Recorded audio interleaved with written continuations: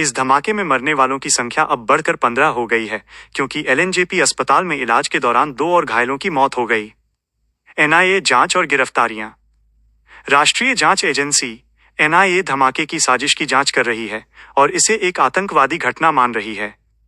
NIA ने आत्मघाती हमलावर डॉक्टर उमर उन नबी के साथ मिलकर साजिश को अंजाम देने वाले एक और शख्स जसीर बिलाल उर्फ दानिश को गिरफ्तार किया है।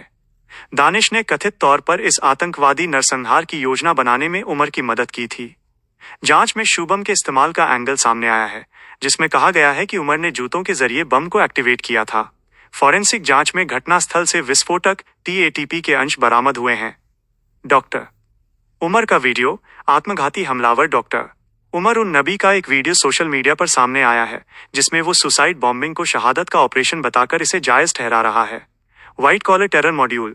जांच एजेंसियों का मानना है कि ये एक व्हाइट कॉलर टेरर मॉड्यूल था, जिसमें पढ़े लिखे लोगों को शामिल किया गया था, जिसका मुख्य मकसद आतंकी हमला करना था।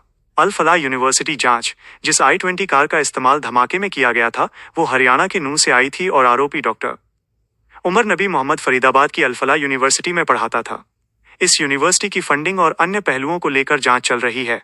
पाकिस्तानी लिंक। सूत्रों के मुताबिक साजिशकर्ताओं में हंजुल्ला नाम के एक पाकिस्तानी आतंकी पर भी शक की सुई है। बम की धमकियां। लाल किला ब्लास्ट की जांच के बीच दिल्ली के 2 स्कूलों और 3 अदालतों को भी बम से उड़ाने की धमकी मिली है।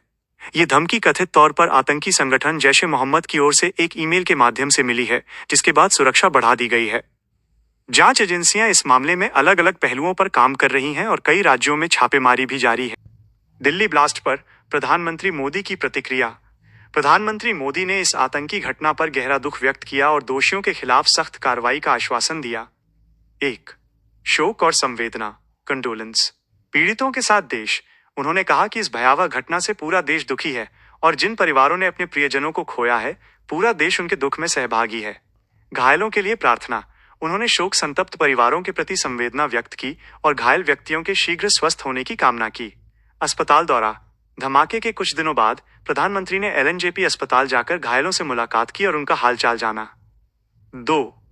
सख्त संदेश और कार्रवाई का आश्वासन। वाव ऑफ जस्टिस। प्रधानमंत्री ने दोषियों को चेतावनी देते हुए कई बार दोहराया कि उन्हें किसी भी कीमत पर बख्शा नहीं जाएगा। दोषियों को नहीं बख्शा जाएगा। हमारी एजेंसियां इस साजिश की तह तक जाएंगी। जो भी लोग इसके लिए जिम्मेदार हैं, उन्हें किसी भी कीमत पर नहीं बख्शा जाएगा और कड़ी से कड़ी सजा दी जाएगी। जांच पर निगरानी। उन्होंने कहा कि वो रात भर सुरक्षा और कानून प्रवर्तन एजेंसियों एनआईए, एनएसजी, दिल्ली पुलिस के संपर्क में रहे और लगातार स्थिति की समीक्षा करते रहे। न्याय का आश्वासन।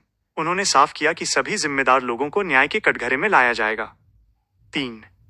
केंद्रीय कैबिनेट का संकल्प। Cabinet resolution. प्रधानमंत्री की अध्यक्षता में केंद्रीय मंत्रिमंडल ने भी इस घटना पर एक सख्त संकल्प लिया। आतंकवादी घटना की निंदा। मंत्रिमंडल ने इस हमले को राष्ट्र विरोधी ताकतों द्वारा किया गया एक जघन्य और कायरतापूर्ण आतंकवादी कृत्य बताया। शून्य सहिष्णुता की नीति। कैबिनेट ने आतंकवाद के प्रति शून्य सहिष्णुता जीरो टॉलरेंस की भारत की अटूट प्रतिबद्धता को दोहराया। त्वरित जांच के निर्देश। मंत्रिमंडल ने जांच एजेंसियों को निर्देश दिया कि वे इस साजिश के षड्यंत्रकारियों, उनके सहयोगियों और प्रायोजकों की पहचान करें और उन्हें बिना किसी देरी के न्याय के कटघरे में लाएं। प्रधानमंत्री मोदी ने इस घटना को अत्यंत गंभीरता से लिया है और उनकी प्रतिक्रिया में शोक के साथ साथ आतंकवाद के खिलाफ उनकी सरकार की सख्त और निर्णायक नीति साफ झलकती है।